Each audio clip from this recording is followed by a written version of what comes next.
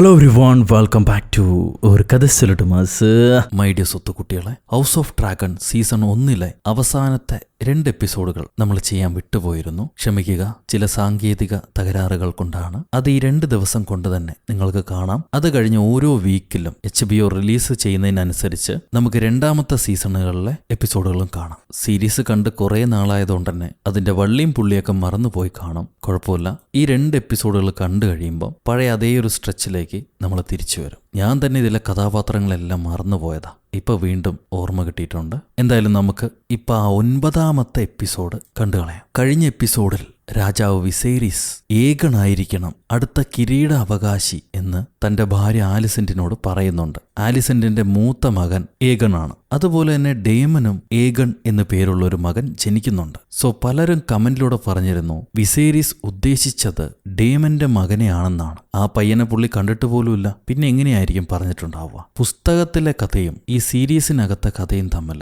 ചെറിയ ചെറിയ വ്യത്യാസങ്ങളുണ്ട്. എന്തായാലും ഇതിനകത്ത് കാണുന്ന കാര്യങ്ങൾ, എനിക്ക് മനസ്സിലായ കാര്യങ്ങൾ ഞാൻ നിങ്ങളോട് പറയാം. ബാക്കിയൊക്കെ നിങ്ങൾ ചർച്ച ചെയ്ത് തമ്മി തല്ലി തല തല്ലി മരിച്ച് ജീവിക്കാം. എന്നാ പിന്നെ നമുക്ക് ഈ 9ാമത്തെ എപ്പിസോഡിൽ എന്താ നടക്കണമെന്ന് കാണാം. എപ്പിസോഡിന്റെ തുടക്കം തന്നെ ഒരു വെള്ള മുടിയുള്ള പയ്യൻ വിസേരിസിന്റെ മുറിയിൽ നിന്നും പുറത്തേക്ക് വരുന്നുണ്ട്. ഇതിനി വിസേരിസിന്റെ മകനാണോ? ആ ചോദ്യം അവിടെ നിൽക്കട്ടെ, നോക്കാം നമുക്ക്. ഈ പയ്യൻ നേരെ ചെന്നൊരു ജോലിക്കാരിയെ കണ്ട് എന്തോ പറയുന്നു. വിസേരിസ് മരണപ്പെട്ടു എന്നുള്ളത് ആദ്യമായിട്ട് കണ്ടതൊരു പക്ഷെ ഈ പയ്യനായിരിക്കണം. അവൻ ജോലിക്കാരിയോട് പറയുന്നു. ജോലിക്കാരി വന്നിട്ട് ആലിസെന്റിനെ കണ്ടന്ന് രാത്രി തന്നെ വിസേരിസ് മരണപ്പെട്ട കാര്യം പറയും. അവള് കരഞ്ഞെഴുന്നേറ്റ് ഇതാരോടും പറയല്ലേ, ഞാൻ ഇപ്പൊ വരാന്ന് പറഞ്ഞിട്ട് നേരെ അവളുടെ അച്ഛനെ കാണാനാണ് വരുന്നത്. അച്ഛൻ ചോദിക്കും ഈ വിവരം ആർക്കൊക്കെയാണ് അറിയാമെന്ന്. ആലിസെന്റ് പറയും എന്റെ ഹാൻഡ് മെയ്ഡൻ താല്യ, പിന്നെ മറ്റ് ചില ജോലിക്കാർക്കും അറിയാം. ഇനിയിപ്പോ എന്താ ചെയ്യേണ്ടത്? ഇന്നലെ രാത്രി അദ്ദേഹം എന്നോട് പറഞ്ഞിരുന്നു ഏഗണാണ് അടുത്ത കിരീടാവകാശി ആകണ്ടെന്ന്. സത്യമായിട്ടും എന്നോട് പറഞ്ഞ കാര്യമാണത്.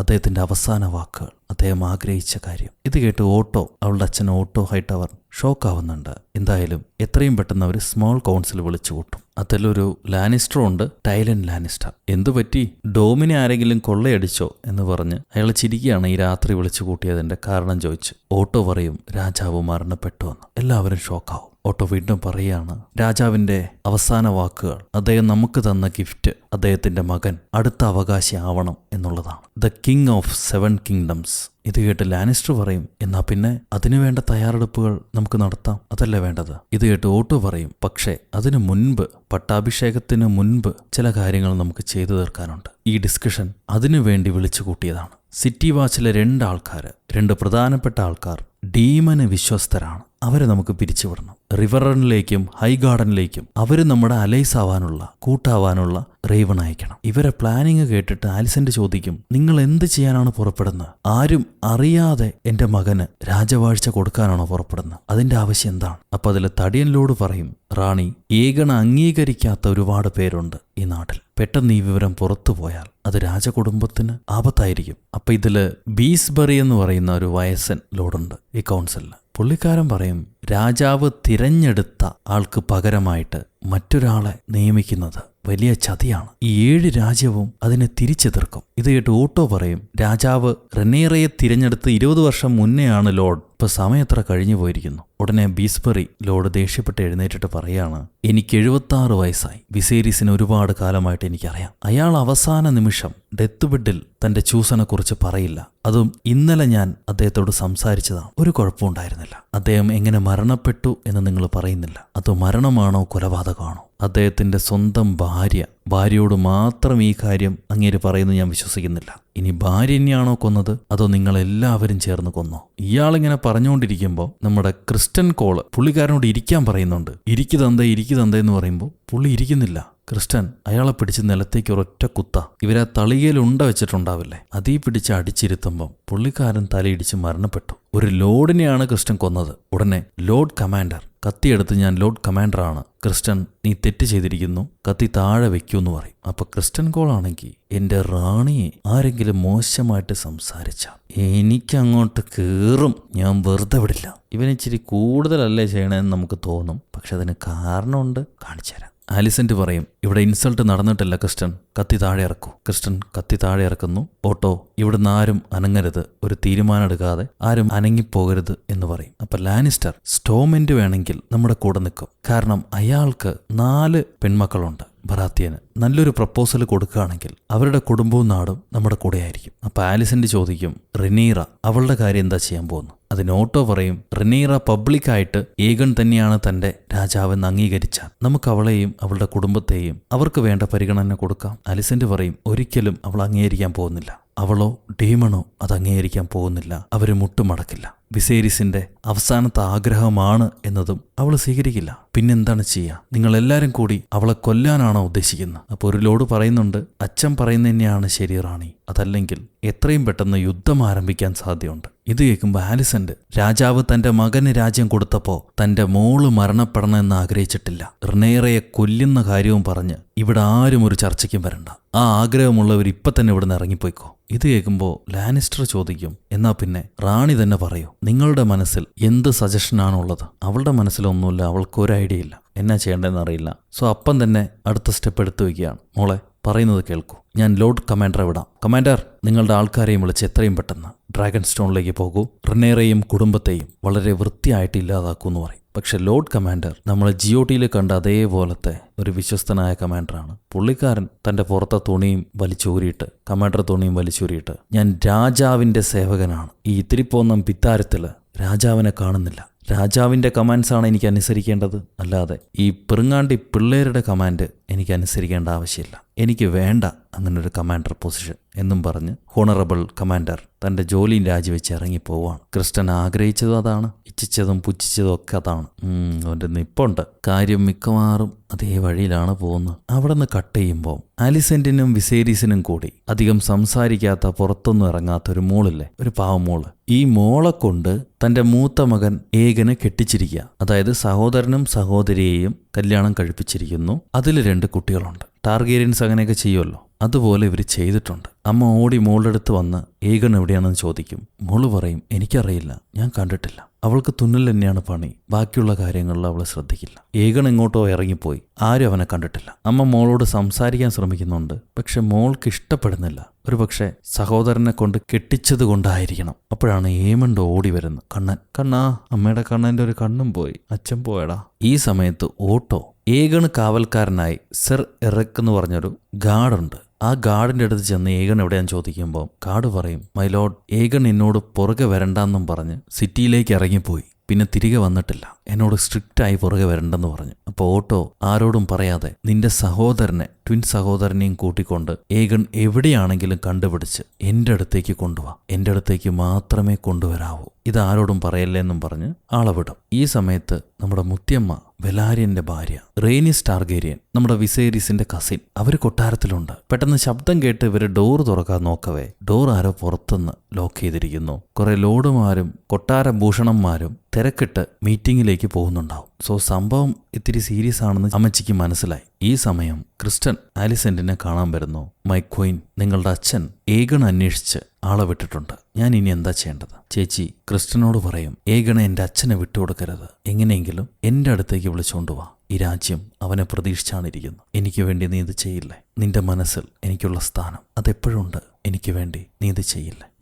ചെയ്യും. അങ്ങനെ അവിടെ ലവ് സെറ്റായി നിൽക്കുമ്പോഴാണ് മോൻ എഴുന്നേറ്റിട്ട് പറയാം, അമ്മ ഞാനും പോകുന്നു. കാരണം ഏഗൺ എവിടെയാണെന്ന് ആ എറിക്കിന് മാത്രമല്ല അറിയാം, എനിക്കും അറിയാം. ഞാൻ പോയാലേ ഇയാൾക്ക് ക്രിസ്റ്റൻ എളുപ്പത്തിൽ ഏഗണെ കണ്ടുപിടിക്കാൻ പറ്റുള്ളൂ, എന്നെ അനുവദിക്കുമെന്ന് പറയും. അങ്ങനെ അമ്മ അനുവദിച്ച് ഏമണ്ടും ക്രിസ്റ്റൻ കോളും കൂടെ ഒരു ബ്രോത്തലിലേക്ക് പോകുന്നുണ്ട്. അവിടെയാണ് സമയം കിട്ടുമ്പോഴൊക്കെ കുറച്ചുകൂടെ ചെറുപ്പത്തിൽ ഏഗൺ കൊട്ടാരത്തുനിന്ന് ഇറങ്ങി പോവുക. ഇടയ്ക്ക് ഏമണ്ടിനെയും വിളിച്ചിട്ട് പോയിട്ടുണ്ട്. അതുകൊണ്ടാണ് അവൻ അറിയാ സ്ഥലം. ഏമണ്ട് ആ സ്ഥലത്ത് ചെന്ന് പെണ്ണുങ്ങളെ മോശമായിട്ട് സംസാരിക്കുമ്പോൾ ക്രിസ്റ്റൻ എല്ലാ പെണ്ണും അമ്മയാണ്, അമ്മയെപ്പോലെയാണെന്നുള്ള വലിയ വർത്താനൊക്കെ പറയുന്നുണ്ട്. നല്ല കാര്യം. ഈ സമയത്ത് ആ ട്വിൻസ്, ഏഗന്റെ സെക്യൂരിറ്റി ആയ ട്വിൻസ്, അവരും അന്വേഷിച്ച് നടപ്പുണ്ടാവും. ഇവിടെ ബ്രോത്തലിലൊരു ഗുണ്ടു സുന്ദരി, അമ്മച്ചി സുന്ദരി വരുന്നുണ്ട്. അവരോട് ക്രിസ്റ്റൻ കോൾ എനിക്ക് പ്രധാനപ്പെട്ട കാര്യമാണ് പറയാനുള്ളത്. പ്രിൻസ് ഏഗൺ അകത്തുണ്ടെങ്കിൽ എത്രയും പെട്ടെന്ന് പുറത്തേക്ക് വിടോ, കാര്യം രഹസ്യമാണെങ്കിൽ എനിക്കോ നിങ്ങൾക്കോ ബുദ്ധിമുട്ടില്ല, അല്ലെങ്കിൽ വലിയ പടയായിട്ട് എനിക്ക് വരേണ്ടി വരും. അതിനാ ചേച്ചി പറയും, അങ്ങൊന്നേ പ്രിൻസ് ഇവിടെ ഇല്ല, അദ്ദേഹത്തിന്റെ താല്പര്യങ്ങളൊക്കെ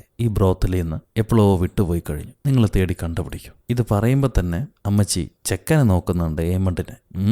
ചെക്കനങ്ങ് വളർന്നു. പണ്ടിവൻ വന്നപ്പം ഈ ചേച്ചിയുമായിട്ടാണ് തോന്നുന്നു സംസാരിച്ചത്. ഏമണ്ട് മുഖം കൊടുക്കൂല. വളർന്നു, പക്ഷെ ഇപ്പൊ വരില്ല, പൊക്കോ എന്നും പറഞ്ഞ് അവരിറങ്ങിപ്പോവാണ് വീണ്ടും ഏകൺ അന്വേഷിച്ച്. ഈ സമയത്ത് ഓട്ടോ ഹൈടവർ നാട്ടിൽ അടുത്ത് കിട്ടാവുന്ന എല്ലാ ലോഡുമാരെയും വിളിച്ചു വരുത്തിയിട്ടുണ്ട്. നിങ്ങളെല്ലാവരും ഒരു സമയത്ത് റിനേറയെ അടുത്ത അവകാശിയായിട്ട് സത്യശപഥം എടുത്തവരാണ്. പക്ഷെ ഇപ്പോ രാജാവിന്റെ തീരുമാനം ഏകൺ ആയതുകൊണ്ട് ഏകൺ നിങ്ങൾ അംഗീകരിക്കുന്നോ ഇല്ലയോ എന്നറിയാൻ വേണ്ടിയിട്ടാണ് ഞാൻ നിങ്ങളെ വിളിച്ചു വരുത്തിയത്. ഉടനെ കുറെ പേര് മുട്ടുകുത്തുന്നുണ്ട്. ഒരു വയസ്സായ അപ്പൂപ്പൻ മാത്രം എനിക്ക് വീട്ടുകാരോട് സംസാരിക്കണം എന്ന് പറഞ്ഞിട്ട് ഇറങ്ങിപ്പോകാൻ ശ്രമിക്കും. പക്ഷെ ഓട്ടോ വിടോ, ഒരു തീരുമാനം എടുത്തിട്ട് ചേട്ടൻ പോയാൽ മതി എന്ന് പറയവേ പുള്ളിക്കാരൻ തിരിച്ചു വന്നിട്ട് പറയാ, I am no oath breaker, ഞാൻ ശപഥം ബ്രേക്ക് ചെയ്യില്ല, മുട്ടുമടക്കൂല്ല. അപ്പോൾ ഓട്ടോ ഹൈടവർ ചോദിക്കും, ആരൊക്കെ മുട്ടുമടക്കുന്നു മുട്ടുമടക്കുന്നില്ല എന്ന്. ഒരു ചേച്ചി, ഒരു ലേഡിയുണ്ട്, അവരും മടക്കില്ല. ഒരു അപ്പൂപ്പൻ മടക്കൂല. പിന്നെ ഒരു മുട്ട മടക്കണോ വേണ്ടയോ എന്ന് ആലോചിച്ചിട്ട് മടക്കുകയാണ്. ഇവര് ബാക്കിയുള്ള രണ്ടുപേരെയും അറസ്റ്റ് ചെയ്ത് കൊണ്ടുപോക്കളയും. ബാക്കിയുള്ളവരെല്ലാം മുട്ടുകുത്തുന്നുണ്ട്. ഈ നാടകമെല്ലാം കണ്ട് രഹസ്യ ചോർത്തലുകാരൻ ലോർഡ് ലാരിസ്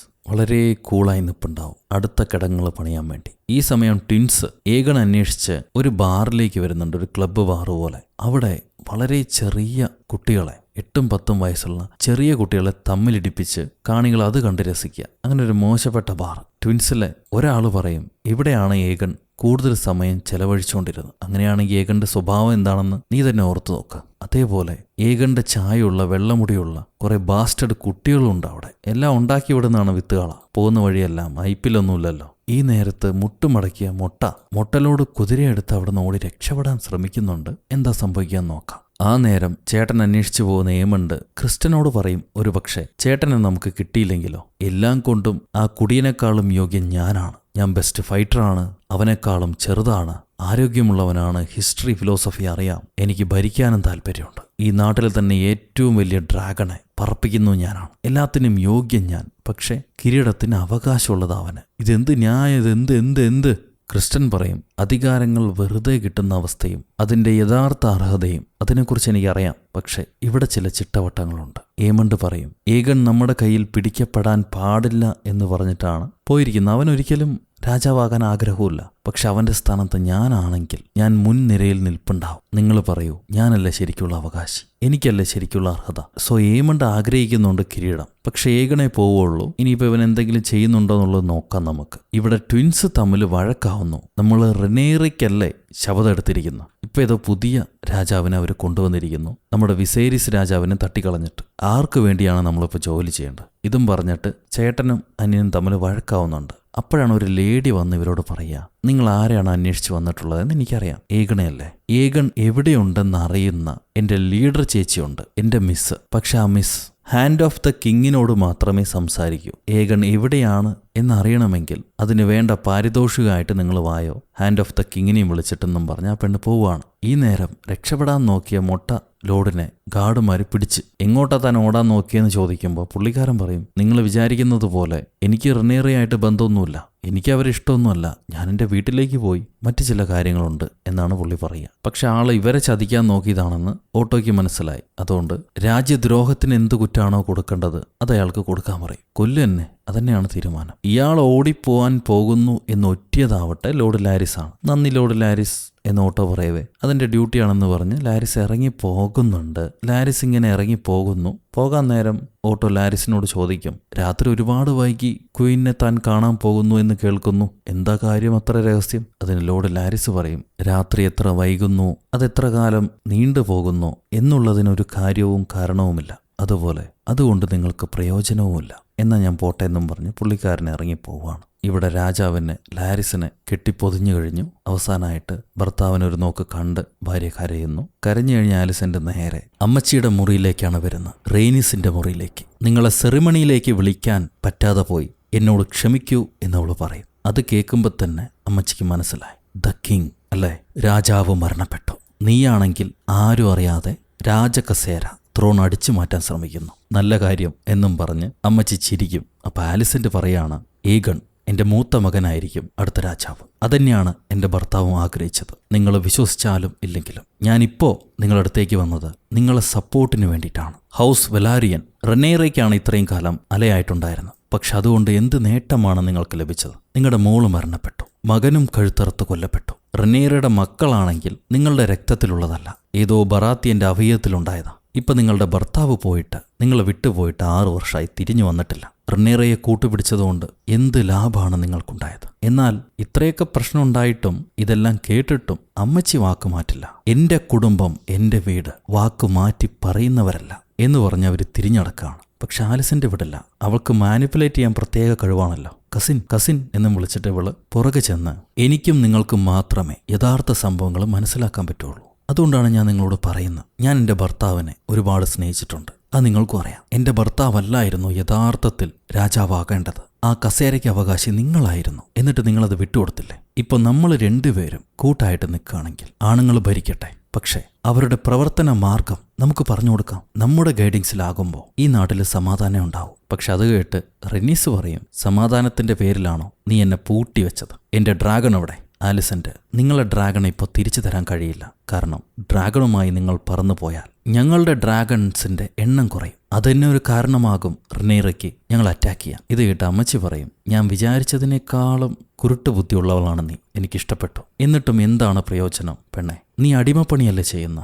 നിന്റെ അച്ഛൻ പറയുന്നത് കേട്ടോ? നിന്റെ ഭർത്താവിന് അടിമപ്പണി ചെയ്തോ? ഇപ്പിതാ നിന്റെ മകന് ചെയ്യാൻ പോകുന്നു. എന്താണ് നീ ശരിക്കും ആഗ്രഹിച്ചത്? ആ രാജകസേരയിൽ നിനക്കിരിക്കണമെന്ന് ആഗ്രഹമുണ്ടായിട്ടുണ്ടോ? അതാണോ നിനക്ക് വേണ്ടത്? അതിന് ആലിസന്റ്, എന്റെ മനസ്സിലെ ചിന്തകളെ നിങ്ങൾക്ക് കാണാൻ കഴിയില്ല. നിങ്ങളുടെ തീരുമാനം എന്തെന്ന് ബെല്ലടിച്ച് പറയൂ, ഞാൻ അപ്പ വന്ന് കേട്ടോളാം എന്ന് പറഞ്ഞ് ആലിസന്റ് ഇറങ്ങിപ്പോവാണ്. ഈ സമയത്ത് കണ്ണനും ക്രിസ്റ്റനും അവർ ഏകൻ അന്വേഷിച്ച് വരല്ലേ. ഈ വരുന്ന വഴിയെ ഹാൻഡ് ഓഫ് കിങ് ഓട്ടോ ഒരു പെണ്ണിനെ മീറ്റ് ചെയ്യുന്ന കാണും. സംഭവം ഓട്ടോ ആരും അറിയാതെ ആ രഹസ്യക്കാരി വൈറ്റ് വേമിനെ കാണാമെന്നാണ്. നീയാണല്ലേ വൈറ്റ് വേം? അങ്ങനെ ആർക്കും അറിയാത്ത രഹസ്യങ്ങൾ നിനക്കറിയാന്ന് കേട്ടോ, ഒന്ന് പറഞ്ഞേ കേൾക്കട്ടെ എന്ന് പറയുമ്പോൾ വൈറ്റ് വേം ആ ലേഡി പറയും, രാജാവ് മരണപ്പെട്ടല്ലോ, അതിനെന്റെ അനുശോചനങ്ങൾ. ഓട്ടോ ഞെട്ടാണ്. അരമന രഹസ്യമായിരുന്നു, അതെങ്ങനെ ഈ പെണ്ണിനറിയാം? സോ ഒന്നും നോക്കാതെ അവർ ഈ പെണ്ണ് ചോദിച്ച പണം കൊടുക്കുന്നു. എന്നിട്ട് ഏഗൺ എവിടെയാണെന്ന് ചോദിക്കുമ്പോൾ വൈറ്റ് വേം പറയും, ഏഗണ് ഞാൻ കാണിച്ചു തരാം, പക്ഷെ അതിനു മുമ്പ് മറ്റൊരു സഹായം കൂടി നിങ്ങൾ ചെയ്യണം. ഇവിടുത്തെ ഒരു ക്ലബിൽ ചെറിയ കുട്ടികളെ തമ്മിലടിച്ച്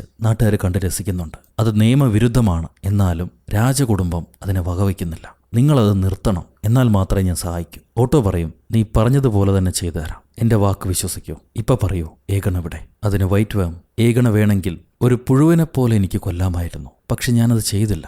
പവർ, അധികാരം, അത് ജനങ്ങളാണ് നിങ്ങൾക്ക് തരുന്നത്, അല്ലാതെ നിങ്ങളുടെ ശക്തി ഉപയോഗിച്ച് കൈവശപ്പെടുത്തുന്നതല്ല. അതെന്നും ഓർത്തിരിക്കുക.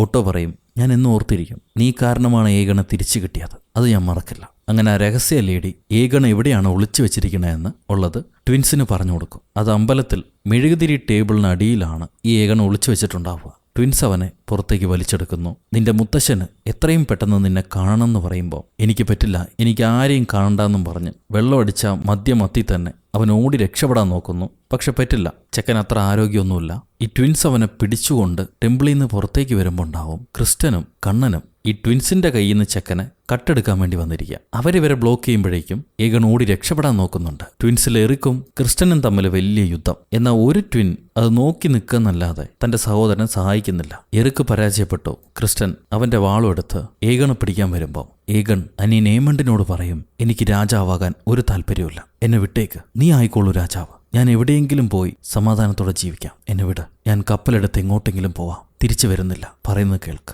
ഏമണ്ടിനെ അവനെ വിടണമെന്നുണ്ട്. അപ്പോഴേക്കും ക്രിസ്റ്റൻ വന്ന് ഏഗണെ പിടിച്ചുകൊണ്ട് പോകും. നിന്റെ അമ്മ കാത്തിരിക്കുന്നുണ്ടെന്നും പറഞ്ഞു. ഈ നേരത്തെ ഓട്ടോ റേവൺ അയക്കാൻ വേണ്ടി തയ്യാറായിക്കൊണ്ടിരിക്കാവും. മോൾ ആലിസന്റെ അച്ഛനെ കാണാൻ വരുന്നു. എന്താണ് നിങ്ങളുടെ തീരുമാനം എന്ന് ചോദിക്കും. അപ്പം പറയും, വെൽ പ്ലേഡ്, ഞാൻ പണം കൊടുത്ത് ചെറുക്കനെ വാങ്ങിച്ചു, എന്നാൽ നീ എളുപ്പത്തിൽ അവനെ തട്ടിയെടുത്തു. പക്ഷെ എന്തുതന്നെയാണെങ്കിലും നമ്മൾ പോകുന്ന പാത ഒന്നാണ്, ഒരു കുടുംബമല്ലേ, നമ്മൾ രണ്ടുപേരും ഒരുമയോടെ തന്നെയാണ് ഇരിക്കുന്നത്. അത് കേട്ട് ആലിസന്റ് പറയും, ഒരിക്കലുമില്ല, നിങ്ങളുടെ ചിന്തകളും പ്രവർത്തനങ്ങളും എന്നോട് യോജിച്ചല്ല, എന്റെ ആഗ്രഹപ്രകാരമല്ല ഞാൻ ജീവിക്കുന്നത്. നിങ്ങളായിരുന്നു എന്നെ കരുവായിട്ട് അങ്ങോട്ടും ഇങ്ങോട്ടും നീക്കിയത്. അത് കേട്ട് അച്ഛൻ പറയും, എന്നിട്ട് നിനക്ക് എന്ത് കുറവാണ് ഉണ്ടായത്? ഈ 7 രാജ്യത്തിന്റെയും റാണിയല്ലേ നീ? അതിന് ആലിസന്റ്, എനിക്കെന്താണ് വേണ്ടതെന്ന് എനിക്കറിയില്ലായിരുന്നു, എനിക്കിതാണ് വേണ്ടത്, അതാണ് നല്ലതെന്നും പറഞ്ഞ് നിങ്ങളാണ് എന്നെ തള്ളിയിട്ടത്. ഇപ്പോ ചെയ്തു കൂട്ടിയതിൻ്റെ എല്ലാ കടങ്ങളും, എല്ലാ ഡെപ്റ്റും ഞാൻ അടച്ചുകൊണ്ടിരിക്കുന്നു. അതിന് അച്ഛൻ പറയും, ത്യാഗമില്ലാതെ ഇവിടെ ഒന്നും നേടാൻ കഴിയില്ല കുഞ്ഞെ. തൻ്റെ നിലനിൽപ്പിന് വേണ്ടി എതിരാളികളെ ഇല്ലാതാക്കേണ്ടത് ഒരു രാജാവിൻ്റെ കടമയാണ്. അവിടെ ഇമോഷൻസിന് പങ്കില്ല. അത് കേട്ട് ആലിസന്റ് പറയും, കൊലപാതകം ഒരു വീക്ക്നെസ് അല്ല. എന്താണ് ചെയ്യേണ്ടതെന്ന് എനിക്കറിയാം. ഇപ്പം എൻ്റെ കയ്യിലാണ് ഏകനുള്ളത്. ഇനി തീരുമാനങ്ങൾ ഞാൻ എടുത്തോളാം. റെനേറയെ കൊല്ലുകയല്ല എൻ്റെ ലക്ഷ്യം. ഡ്രാഗൺ സ്റ്റോണിലേക്ക് ഞാൻ ടേംസ് അയക്കാൻ പോകുന്നു. അത് അവൾക്ക് അക്സെപ്റ്റ് ചെയ്യാം. നാണിക്കേണ്ട ആവശ്യമില്ല. അവൾക്ക് ചേർന്ന് തന്നെയാണ്. ഓട്ടോ പറയും, അവൾ ജീവനോടെ ഉണ്ടെങ്കിൽ എന്നും നിനക്ക് ഭീഷണിയാണ്. അവളെ സപ്പോർട്ട് ചെയ്യുന്ന ലോഡ്സ് എപ്പോൾ വേണമെങ്കിലും നിനക്കെതിരെ തിരിയാം. ആലിസന്റ് പറയും, ഇല്ല, ആരും എനിക്കെതിരെ തിരിയില്ല. എന്റെ ഭർത്താവ് ഒരിക്കലും ആഗ്രഹിക്കുന്നില്ല. അദ്ദേഹം ഉണ്ടായിരുന്നെങ്കിൽ തന്റെ മകൾക്ക് ഈ കരുണ, ഞാൻ കാണിക്കുന്ന കരുണ അദ്ദേഹം കാണിച്ചിട്ടുണ്ടാവും. അത് കേട്ട് ഓട്ടോ പറയും, ഈ കരുണ നിന്റെ ഭർത്താവിന് വേണ്ടിയാണോ നീ ചെയ്യുന്നത്, അതോ നിന്റെ ബാല്യകാല സുഹൃത്തിന് വേണ്ടിയാണോ ചെയ്യുന്നത്? അതിന് ആലിസന്റ് മറുപടി പറയില്ല. ക്രിസ്റ്റൻ കോളായിരിക്കും അടുത്ത കിങ്സ് ഗാർഡ്. നാളെ പുലരുമ്പോൾ എന്റെ മൂത്ത മകൻ രാജാവായി വാഴിക്കപ്പെടും. അതിന് ഈ എല്ലാ കിങ്സ് ലാൻഡിങ്ങിലെ ജനങ്ങളും സാക്ഷികളായിരിക്കും. അത് കേട്ട് ഓട്ടോ പറയാണ്, ചില വെളിച്ചത്തിൽ നിന്നെ കാണുമ്പോൾ നിന്റെ അമ്മയെപ്പോലെ എന്നെ ഉണ്ട്. നിന്റെ തീരുമാനങ്ങളും അതുപോലെയാണ്. ഇതേ വർത്താനാണ് തന്ത പണ്ടും പലതവണ പറഞ്ഞ് ഇവളെ വഴിതെറ്റിച്ച്. ആലിസന്റ് മിണ്ടാതെ ഇറങ്ങിപ്പോകുന്നു. തിരിച്ച് മുറിയിലേക്ക് വരുമ്പം ലോർഡ് ലാരിസ് നിൽപ്പുണ്ടാവും. രഹസ്യങ്ങൾ കൊണ്ടുവന്നിരിക്കുന്ന ദൂതൻ. രാത്രിയെ കാണാൻ വരുള്ളൂ ചേച്ചീനെ. ഒരുപാട് വൈകിയല്ലോ ലാരിസ്, എന്താ ഇപ്പോൾ എന്ന് ചോദിക്കുമ്പോൾ ലാരിസ് പറയാണ്, ആർക്കും അറിയാത്തൊരു കാര്യം ഞാൻ കൊണ്ടുവന്നിട്ടുണ്ട്. നിങ്ങളുടെ അച്ഛൻ എങ്ങനെയാണ് ആദ്യം ഏകനെ കണ്ടുപിടിച്ചത് അതറിയണ്ടേ? ആ രഹസ്യം എനിക്കേ അറിയൂ. ഇയാൾ മെല്ലെ ചെന്ന് സോഫയിലിരിക്കുന്നുണ്ട്. അയാളുടെ ആവശ്യം നിറവേറ്റി കൊടുക്കണം. ഈ ആവശ്യം നിറവേറ്റി കൊടുക്കുമ്പോഴേ ഇയാൾ പ്രത്യേകമായിട്ടുള്ള രഹസ്യങ്ങൾ റാണിയോട് വന്ന് പറയൂ. അല്ലാതെ പുള്ളിക്കാരൻ എന്ത് ലാഭം? റാണിക്കാണെങ്കിൽ ആ രഹസ്യങ്ങൾ കേട്ടാലേ തന്റെ ചുറ്റുമുള്ളവരെന്തൊക്കെയാണ് ഉൾപ്പണികൾ നടത്തുന്നത് എന്നറിയുള്ളൂ. ലാരിസ് പറയും, റെഡ് കീപ്പിന് ചുറ്റും ഒരുപാട് ചാരന്മാരുണ്ട്. അതിലെ പ്രധാന തലയാണ് വൈറ്റ് വേം എന്ന പെണ്ണ്. അവളുടെ ജോലിക്കാര് എല്ലായിടത്തും ഉണ്ട്. ആലിസന്റ് ചോദിക്കും, ആ ജോലിക്കാർ എന്നെയും വാച്ച് ചെയ്യുന്നുണ്ടോ? ലാരിസ് പറയും, അതെ. ആരാണത്? ടാലിയ. റാണിയുടെ കൂടെ നടക്കുന്ന ഹാൻഡ്മെയ്ഡൻ ടാലിയ പോലും ഒരു ചാരത്തിയാണ്, വൈറ്റ് വേമിന്റെ ചാരത്തി. ഇതിനെങ്ങനെയാണ് ഒഴിവാക്കാൻ പറ്റാന്ന് ചോദിക്കുമ്പോൾ ലാരിസ് പറയും, തേനീച്ചക്കൂട്ടിൽ നിന്നും റാണിയെ എടുത്ത് കൊന്നു കളഞ്ഞാൽ പിന്നെ തേനീച്ചകൾ പർപ്പസ് ഇല്ലാതെ പലയിടത്തോടെയും പറന്നു നടക്കും. ഒരു ഉപയോഗവുമില്ല. നിങ്ങളത് ആഗ്രഹിക്കുന്നുണ്ടെങ്കിൽ ഞാനത് ചെയ്തോളാം. ആലിസന്റ് മെല്ലെ തന്റെ കാലുകൾ അയാൾക്ക് കാണിച്ചു കൊടുക്കുന്നുണ്ട്. പുള്ളിക്കാരന് കാല് മാത്രം കണ്ടാൽ മതി. ഒരു പ്രത്യേക മനുഷ്യനാണ്. സോ ഈ രഹസ്യത്തിനുള്ള പാരിതോഷികമാണത്. അവിടുന്ന് കട്ട് ചെയ്താൽ നമ്മുടെ റീനിസിന്റെ അടുത്തേക്ക് ട്വിൻസിലെ ഒരാള് പഴയ കുപ്പായായിട്ട് വന്നിട്ട്, രാജകുമാരി എത്രയും പെട്ടെന്ന് പുറപ്പെടും, ഞാൻ ഈ ചതിക്ക് കൂട്ടു നിൽക്കില്ല എന്നും പറഞ്ഞ് റാണിയെ പുതപ്പിച്ച് ജോലിക്കാരിയെ പോലെ വിളിച്ചുകൊണ്ട് പോകും. പോണ വഴിക്ക് മൊട്ട ലോഡിനെ കൊന്നത് ഇവർ കാണുന്നുണ്ട്. പണ്ട് ഡേമൻ റെനേറയെ വിളിച്ചുകൊണ്ട് പോവില്ലേ, ഒരു പ്രത്യേക കവാടം വഴി സിറ്റിയിലേക്ക്. ആ വഴിയാണ് ട്വിൻസ് ഇപ്പം അമ്മച്ചിയെ വിളിച്ചുകൊണ്ട് പോകുന്നു. ഈ നേരത്ത് റെഡ് കീപ്പിന് ചുറ്റുമുള്ള ആ സ്പൈകൾ താമസിക്കുന്ന സ്ഥലമൊക്കെ ലാരിസ് പറഞ്ഞ ആരോ തീ വെച്ചിട്ടുണ്ട്. ട്വിൻസ് അമ്മച്ചിയെ വിളിച്ചുകൊണ്ട് പോകുമ്പോൾ നടന്ന് നേരം പുലർന്നു. അമ്മച്ചി, എനിക്ക് ഡ്രാഗൺ പിറ്റിലേക്ക് പോകാൻ പറ്റുമോ? എനിക്ക് എന്റെ ഡ്രാഗൺ എടുക്കാൻ പറ്റുമോ എന്ന് ചോദിക്കുമ്പം ട്വിൻ പറയും, അവിടെ നിങ്ങളെയും കാത്ത് ഒരുപാട് പേര് നിൽപ്പുണ്ടാവും. പിറ്റിനകത്തേക്ക് ഇപ്പൊ കടക്കാൻ കഴിയില്ല. നിങ്ങൾ ആദ്യം കപ്പലിൽ കയറി നാട് വിടും. അത് കഴിഞ്ഞിട്ട് നമുക്ക് എന്താ ചെയ്യാൻ പറ്റാൻ നോക്കാം. ഇതും പറഞ്ഞ് ട്വിൻ അമ്മച്ചിയെ വിളിച്ചുകൊണ്ട് പോകുന്നുണ്ട്. എന്നാൽ ആ നാട്ടിലെ ജനങ്ങളെല്ലാം ഒരു വശത്തേക്ക് എല്ലാവരെയും തള്ളിക്കൊണ്ട് നീങ്ങുന്നുണ്ടാവും. അതിലെ അമ്മച്ചി പെട്ടുവോ?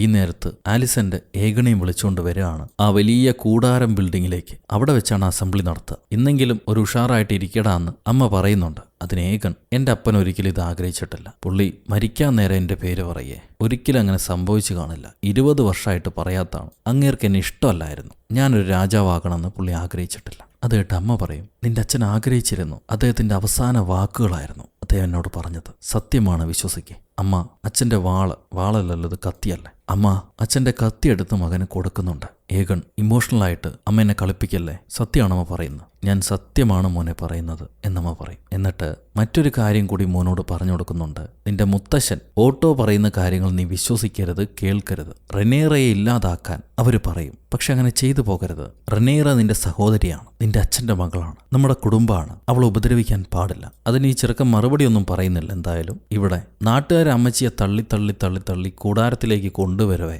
അമ്മച്ചിക്ക് എന്തോ ഇഷ്ടമായി താൻ പോകുന്ന സ്ഥലം. അതിന് കാരണമുണ്ട്. എന്താണെന്ന് ഞാൻ പറയാം. കിങ്സ് ലാൻഡിങ്ങിലെ ജനങ്ങളെല്ലാം തന്നെ ആ കൂടാരം ബിൽഡിങ്ങിൽ ഒത്തുകൂടി. ഓട്ടോ മുന്നോട്ട് വന്നിട്ട് പറയും, ജനങ്ങളെ, ഒരു വിഷാദ വാർത്ത. നമ്മുടെ രാജാവ് മരണപ്പെട്ടു. അദ്ദേഹം വലിയ മനുഷ്യനായിരുന്നു. ആ വലിയ മനുഷ്യന്റെ അവസാനത്തെ ആഗ്രഹമാണ് തന്റെ ഫസ്റ്റ് ബോൺ സൺ ഏഗൺ ടാർഗേരിയൻ അടുത്ത രാജാവാകണം എന്നുള്ളത്. ഇത് കേട്ടിട്ട് ജനം എന്തു പറയാനാ? അവര് കൈയടിക്കും. ഇവര് തിന്നാൻ എന്തെങ്കിലും കൊടുത്താൽ അത് മേടിച്ച് തിന്നിട്ട് വീട്ടിൽ പോകും. അവരെ കൊണ്ടൊന്നും ചെയ്യാൻ കഴിയില്ല. വെറുതെ അല്ല എല്ലാവരും രാജാവാകണം എന്ന് ആഗ്രഹിക്കുന്നു. അവര് ഹുറേ ഹുറേ വിളിക്കവേ കുറേ ഗാർഡ്സ് കത്തിമേന്തി നിൽക്കുന്നു. ഊരിപ്പിടിച്ച വാളുകൾക്കിടയിലൂടെ ഈഗൺ നടന്നു വരികയാണ്. നമ്മുടെ നാട്ടിലൊരു പുള്ളിക്കാരൻ ഇങ്ങനെ നടന്നു വന്നിരുന്നു. ഏതാണ്ട് അതേപോലെ ആയിരിക്കും ഇവനും ഇനി ഭരിക്കാൻ പോകുന്നു. നോക്കാം. അമ്മ ഒരു മുത്തവും കൊടുത്ത് ചെക്കനെ സ്റ്റേജിലേക്ക് കയറ്റുന്നു. ഇതെല്ലാം കണ്ട് അമ്മച്ചി ചിരിച്ചുകൊണ്ട് നിൽപ്പുണ്ടാവും. അവർ നൈസായിട്ട് എങ്ങോട്ടോ എസ്കേപ്പ് ആവുന്നുണ്ട്. നോക്കാം എന്താ സംഭവിക്കാൻ പോണത്. ചെറുക്കന് നെറ്റിയിൽ ഒരു പൊട്ടൊക്കെ വെച്ച് കൊടുക്കവേ ആലിസന്റ് ക്രിസ്റ്റനെ ഇങ്ങനെ നോക്കി നിൽക്കുക. ക്രിസ്റ്റനാണ് കിരീടം വെച്ച് കൊടുക്കാൻ പോകുന്നത്. ഒന്ന് കാത്തിരിക്കൂ ചേച്ചി, ഇനി സമയമുണ്ട്. അങ്ങനെ കിരീടധാരണം കഴിഞ്ഞു.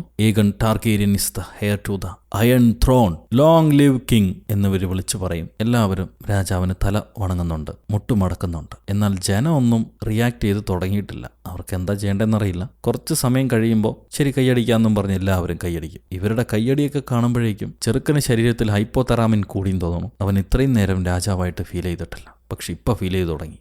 അതെ ഞാൻ തന്നെ രാജാവ്. Long live Aegon, peace for the 7 kingdoms. അവനിങ്ങനെ കൈകൾ വിടർത്തി അവരുടെ ആരവം മുഴുവൻ തന്നിലേക്ക് അടുപ്പിക്കുമ്പോഴാണ് ബേസ്മെന്റ് നിലവും പൊളിച്ച് ഒരു ഡ്രാഗൺ ഈ കൂടാരത്തിനകത്തേക്ക് ചാടി വരുന്നത്. പൊന്നെ സീനായിരിക്കും. പേടിച്ചരണ്ട് ജനം എല്ലാം ഓടുന്നു. ഡ്രാഗൺ ഒച്ച വെച്ചു കാണിച്ചറിഞ്ഞു. അതങ്ങനെ ചാടി വരവേ പുകമഞ്ഞിൻ്റെ ഇടയിൽ കൂടെ നമ്മുടെ അമ്മച്ചിയെ കാണിക്കും. റെയ്നിസ് ടാർഗേരിയൻ. എന്താല്ലേ, എനിക്കെന്താ അമ്മച്ചി ഒരുപാട് ഇഷ്ടമായി. വാക്കിന് വിലയുള്ള സ്ത്രീ, യഥാർത്ഥ നായിക.